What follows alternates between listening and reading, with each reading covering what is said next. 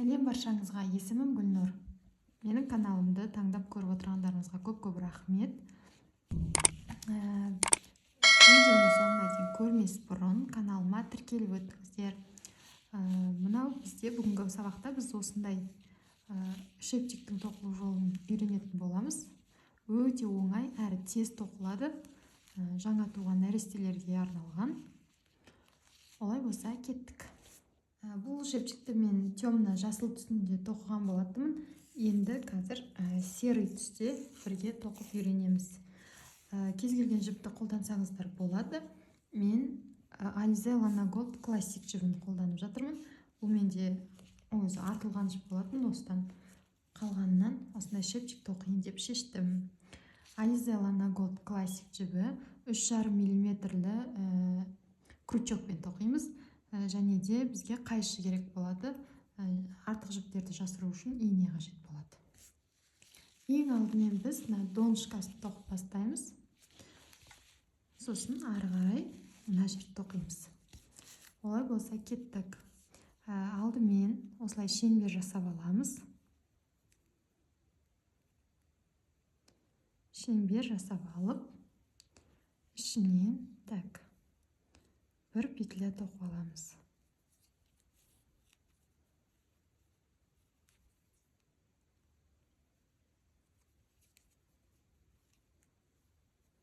Ары қарай 1-2 воздушный петляға көтереміз. Енді мына шеңберді айналдырып, бізде 11 петля с накидом болу керек. Мына воздушный петля бізде ол бірінші болып есептеледі. Ары қарай енді 10 петля с накидом тоқимыз. Осы шеңберді айналдырып. 1, 2, 10.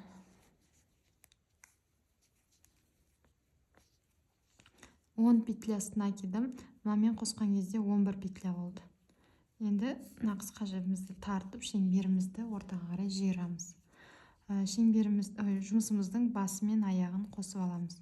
Ол үшін міне 1, 2, 3-ші воздушный петлядан жұмыс жібін шығарып, соединительный петля жасаймыз. Ары қарай 1, 2 петляға көтереміз да, дәл мына ортасынан 2 петля с накидом тоқимыз. Дәл осы жерден. Бұл екінші қаттар бізде.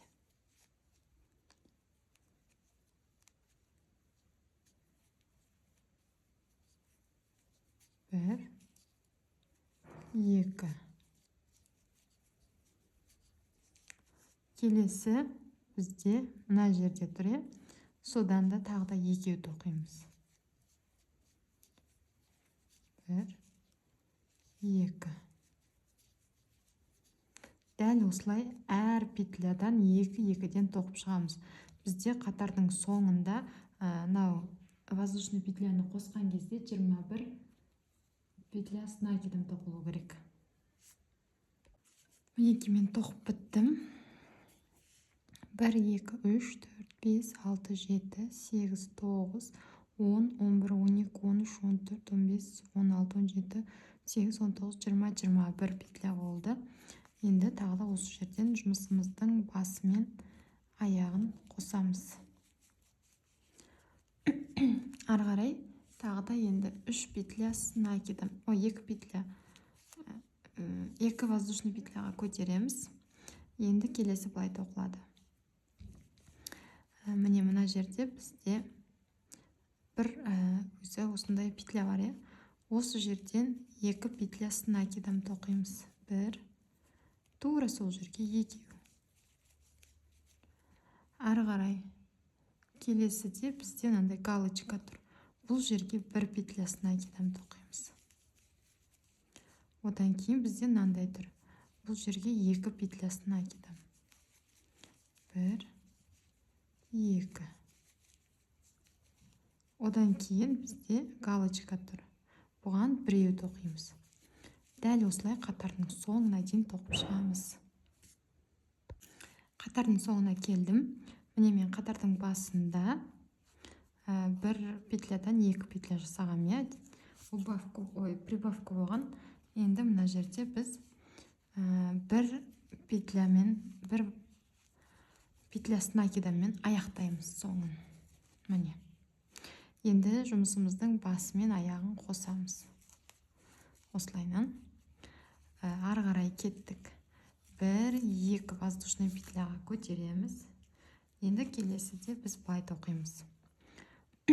Тура жаңағындай мына түбінен 2 петля с накидом тоқимыз. Бір түптен 2 петля с накидом. 1, 2. Ары қарай мына жерде галочка тұр. Бұған 1 петля с накидом тоқимыз. Галочкадан кейін тағы да 1 петля тұр. Бұл жерге тағы да 1 петля с накидом тоқимыз. Сонда бізде 2 петля болады ортасында. Прибавканың ортасында 2 петля с накидом тоқылады. Келесі мына жерге біз одан кейінгіге 2 петля с накидом тоқимыз. Міне. Сонда прибавка 1-2 петля с накидом. Прибавка 1-2 петля с накидом. Дәл осылай қатардың соңына дейін тоқып шығамыз. 1-2. Мына жерде прибавка болады. Міне, осылай кете береді. Қатарымның соңына келдім. Міне, 1. Мына жерде прибавка жасадым. Одан кейін 1 петля тоқтым. Келесіге тағы 1 петля тоқтым. Сонда менде қатарым соңы осылай аяқталады. 2 петлямен. Енді қатарым басы мен аяғын қосамын. 1-2 воздушный петляға көтеремін.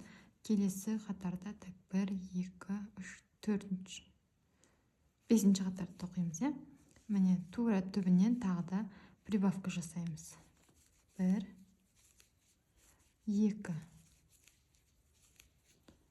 Одан кейінгіге мына жерге 1 петля без с накидом тоқимыз.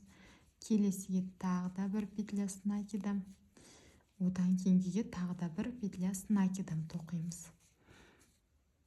Сонда бізде прибавка петля с накидомнан 3, одан кейін тағы да прибавка тоқылады. Прибавка. Келесіге уже петля с накидом кетеді. 1, одан кейін 2, сосын 3. Дәл осылай қатардың соңына дейін тоқып шығамыз. Қатарымның соңын 3 петля с накидоммен аяқтадым. Қатарымның басын прибавкамен бастаған болатынмын. Енді жұмысымыздың басы мен аяғын қосамыз. Ары қарай 1-2 петля, 2 воздушный петляға көтереміз. Енді жаңағындай алдыңғы рядтардағыдай тура солай қайталаймыз. Тура түбінен 2 петля с накидомға тоқимыз. Бұл жерде өзгеріп отыратыны тек қана араларындағы петлялардың саны ғана өзгеріп отырады. Ары қарай кеттік.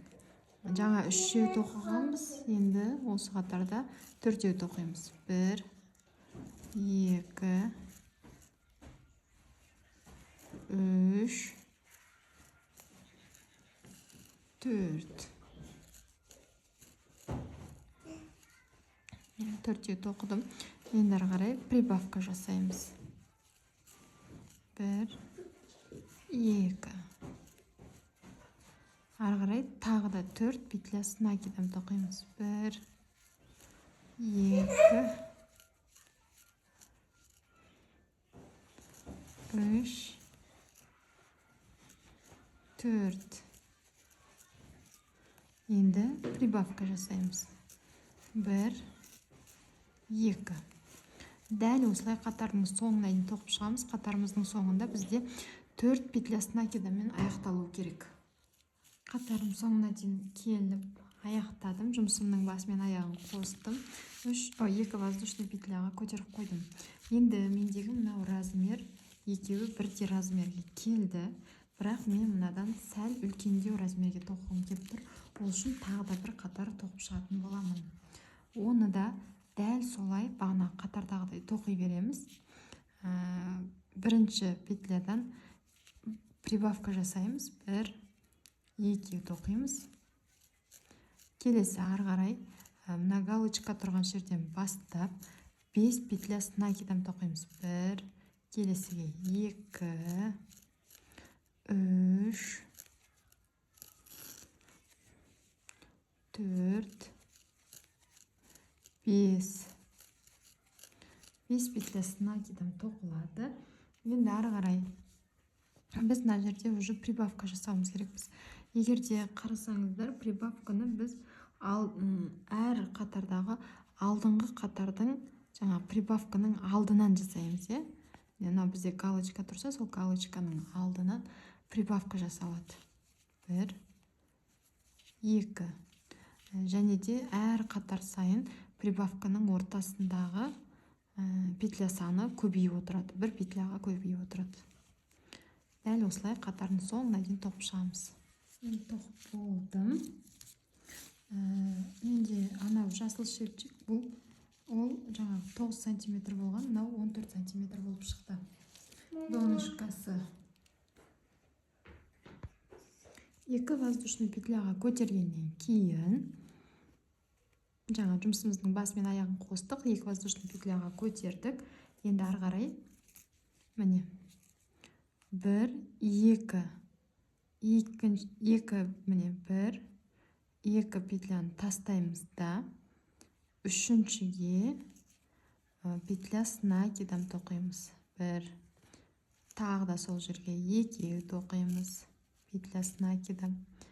Одан кейін 1 воздушный петля тоқимыз. Одан кейін осы жерге тағы да 2. Тура жаңа 2-ді қай жерден шығардық, сол жерге тағы 2 петля с накидом тоқимыз. Сонда бізде 2 петля с накидом, воздушный петля, тағы да 2 петля с накидом тоқылады. Ары қарай кеттік. Тағы да 1 2 петляны тастаймыз да үшіншіге 1 петля с накидом тоқимыз. Ары қарай тағы да енді 1 2 петляны тастаймыз да үшіншіге 1 2 петля с накидом, 1 воздушный петля, ары қарай 1 2 петля с накидом тоқимыз. Міне, сонда бізде осындай болады. Сосын келесіге тағы да 1 2 петляны тастаймыз да үшіншіге 1 петля с накидом тоқимыз. Дәл осылай қатардың соңына дейін қайталап шығамыз. Қатардың соңына келдім. Қатарымның соңын осылай 1 петля с накидомен аяқтаймын. Енді осы жерде 1 2 петля воздушный петляға көтеремін, тоқымамды бұрамын. Енді қараңыздар, мынау бізде теріс жағы, мынау оң жағы. Біз енді теріс жағын тоқиық деп жатырмыз. 2 петля с накидомға көтергеннен кейін тура түбінен 2 петля 2 воздушный петляға көтергеннен кейін тура осы воздушный петляның түбінен 1 петля с накидом тоқимыз. Ары қарай мынаны тура осы сурет бойынша ракушки тоқимыз. 1 2. Енді 1 воздушный петляға көтереміз де дәл сол аркадан тағы да 1 2 петля с накидом тоқимыз. Осылай болады. Енді келесі бізде мынау 1 столбик тұр. Біз бұл столбикіміз мінекей. Мына сияқты әдемі осындай сызық пайда болу керек. Ол үшін біз былай тоқимыз. Мынау бізде теріс жағы. Біз теріс жағын тоқыған кезде жаңағы накид ілеміз да мына жағынан, сырт жағынан, оң жағынан мына бір аркаға жібімізді крючогымызды кіргізіп, сосын мына жақтан екінші аркадан осылай шығарамыз да тартып 1 петля с накидом тоқимыз. Бұл біз теріс жағынан тоқыған кезде осылай тоқитын боламыз. Ары қарай ракушкиді қалай тұр, солай тоқи береміз. Бұл ешқандай өзгеріссіз тоқылады. 1 2 1 воздушный петля, сосын 1 2 петля с накидом. Бізде осындай ракушки пайда болды. Ары қарай менде тағы да міне бір петля тұр. Осы жерден тағы да дәл солай істейміз. Артынан кіргізіп, былай шығарамыз да бір петля с накидом тоқимыз. Ары қарай дәл осылай тоқып кете береміз. Қатардың соңына дейін тоқып шығамыз. Мен қатардың соңына келдім. Жаңа алдыңғы қатарды айтуды ұмытып кеттім. Мына жерде бізде осыншалық жер ашық қалу керек. Енді міне ракушкиді тоқып болғаннан кейін мына жерде бізде воздушный петлямыз тұр. Осы воздушный петлядан бір петля с накидом тоқимыз. Осылайынан. Тоқымамызды бұрамыз. 1-2 воздушный петляға көтереміз. Жаңағы қатардағыдай дәл түбінен бір петля с накидом тоқимыз. Енді ары қарай ракушкиді тоқимыз. Мына жерге міне аркаға 1-2 петля тоқимыз да с накидом. Тағы да тура сол жерге бір воздушный петлядан кейін 1-2 петля с накидом тоқимыз. Енді біз мынаның жаңа теріс жағын тоқыдық. Енді оң жағын біз былай тоқимыз. Оң жағына келген кезде крючогымызға жіпті іліп, біз бағана мына жағынан шығарған болатынбыз. Енді наоборот біз мына жағынан шығарамыз. Осы жағынан міне осы жерден кіргізіп, мына аяқтан шығарамыз. Осылай іліп аламыз да, сосын бір петля с накидом тоқимыз. Міне. Келесі бізде ракушки тұр. Ракушкиға қалай тоқыдық, солай оң жағында да, сол жағында да ракушкиді бірдей тоқи береміз. Ешқандай айырмашылық жоқ. Тек қана сол бір стол бигімізді оң жағын мен сол жағында өзгертіп отырамыз тоқымасын. Бізде осындай сызық пайда болу үшін. Міне. Ал жағынан саламын да біліп шығарып аламын. Келесіге ракушки өзінің қалай тұр, солай тоқыла береді. Дәл осылай тоқып шығатын боламыз.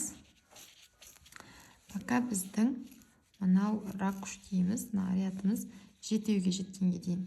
Міне менде қазір 1-2-3 болды. Үшіншісін қатардың соңынан тоқып, тағы да 4-еу тоқимыз. Сонда бізде мынау 7 болу керек. Санаған кезде 1-2-3 4-5-6-7 деп. Сол кезде кездесеміз.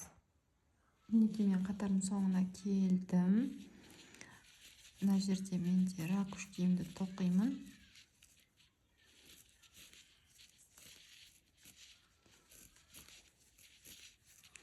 Енді соңғы мына жерден бір петля с накидом тоқимын.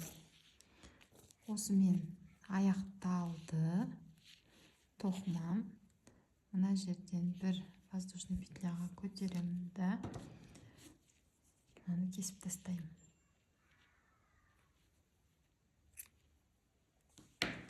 Кесемін. Мынаны сәл қаттырақ тартамын. Түйін қып. Міне осындай шықты. Енді біз ары қарай қазір тоқимыз. Міне 1-2-3-4-5-6-7 болды. Мына уже бас киімнің өзі дайын. Енді бізде екі жаңағы байлайтын шнурын дейміз ғой, тоқуымыз керек біз. Ол үшін мына жүнімізден 42 воздушный петляға көтереміз. Воздушный петля тереміз. Мүмкіндігінше босырақ тоқыған дұрыс.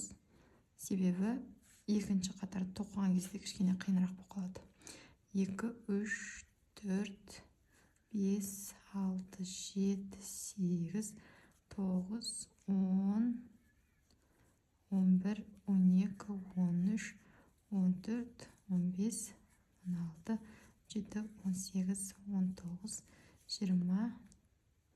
19, 20, 21, 22, 23, 24, 25, 26, 27, 28, 29, 30, 31, 32, 33, 34, 35, 36, 37, 39, 40, 41, 42. 42 болды. Енді мына жерден біз міне мына жермен ортасын жалғайтын боламыз қазір. Шнурмен осы бас киімнің ортасын жалғайтын боламыз. Мынаны қосып тоқып жібереміз. Мына кішкентай жіпті. Міне мына жерден кіргіземіз да бір соединительный петля тоқимыз. Ары қарай кеттік. Бізде мынандай тесік бар, осындай каждый жерде. Мына жерде бар, мына жерде бар. Қазір осының әр қайсына 2-2 петля без накида тоқимыз. 1, 2. Кетті. Ары қарай, міне тура содан кейін тағы да тұр. Бұған да 2, 1, 2.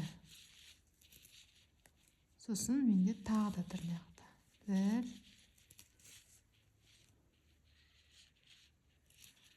2. Міне. Дәл осылай арқамызға 2-2-ден тоқып шығатын боламыз.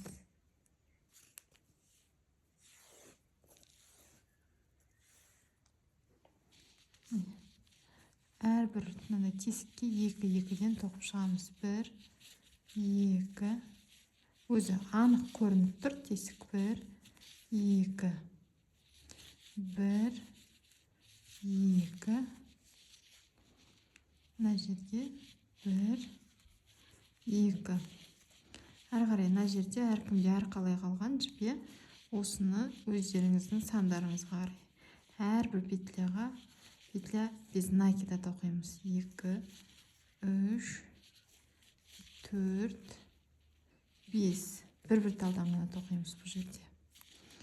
Ары қарай менде уже міне тағы да тесік кетті. 1, 2. 1, 2. 1, 2. 1, 2. 1, 2. 1,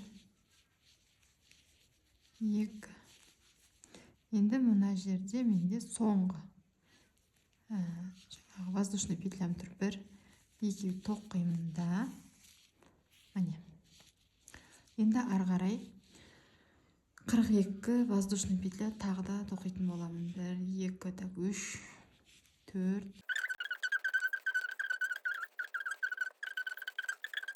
42 воздушный петляға көтердім.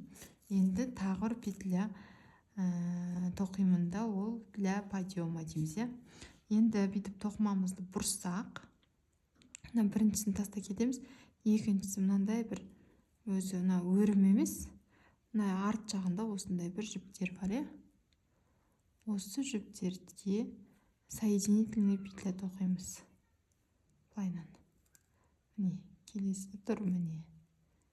Осыған да соединительный петля тоқимыз. Одан кейін тағы да тұр. Осы әрбір петляға соединительный петлядан тоқып шығамыз. Қатарымыздың мына жерге дейін тоқимыз өз бетімізше. Міне мен соңғы жағына келдім. Мына менде ең соңғы петля. Осылай тоқып аламыз. Енді ары қарай міне мына жерден бізде уже петля без накида тоқылады. Бағанағындай. Бағанағы соңғы петля без накида осы жерден басталды. Осы жермен аяқталды, енді осы жерден басталады. Уже ары қарай біз петля без накида тоқып кетеміз. Әрбір петляға осылайынан тоқып кетеміз. Бұны біз мына жерге тоқитын боламыз. Қатарымның соңына дейін келдім. Мына жіптерді қазір алып тастаймыз. Міне былайынан болып шықты. Енді мына жерде соңғы бір петля тұр, осыны тоқып аламын. Ары қарай міне мына бізде былайынан қарасаңыздар өрім болып тұр. Енді былай бұны төңкерсеңіздер, артында жаңағындай мынандай жіптер бар. Осының әрқайсынан тура алдыңғы жіп бауды қалай тоқыдық, тура солай тоқитын боламыз. Тек соединительный петлямен, міне бір, келесі екі,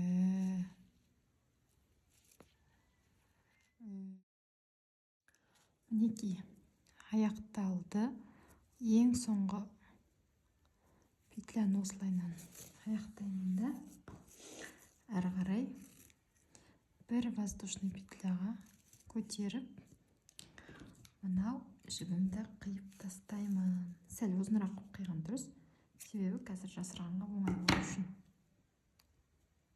Ой, мен мына жерден айтып тұрып қысқа қиып тастаған соң. Ну ладно. Бір нәрсе істерміз. Бүйтіп, негізі жаңағы ұзын қылып қиып, сосын осылай екі рет байлап, одан кейін инемен мынау жерлерге былай қарай жасырып тастағанда дұрыс болар еді. Ну ладно, енді менікі осындай болып қалды. Пока ине жоқ, осымен жастыра саламын.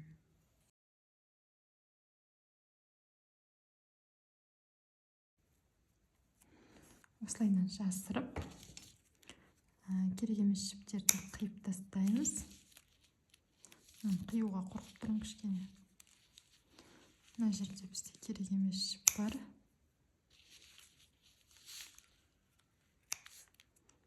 Мына жерде болу керек. Вот. Осымен мастер-класс аяқталды. Мастер-класс аяқталды. Осындай әдемі шрифтик шығады. Тоқып көріңіздер, ерінбей. Өте оңай, әрі тез тоқылады. Мынандай бауы да әдемі кетеді, өзіне үйлесіп. Мына жердегі узорларды өте әдемі. Егер де осы сабақ ұнаған болса, каналыма тіркеліп, лайк басып, комментарий жазып кетіңіздер. Себебі болашақта бұдан да күшті видеолар болады. Сіздермен болған Айкнет.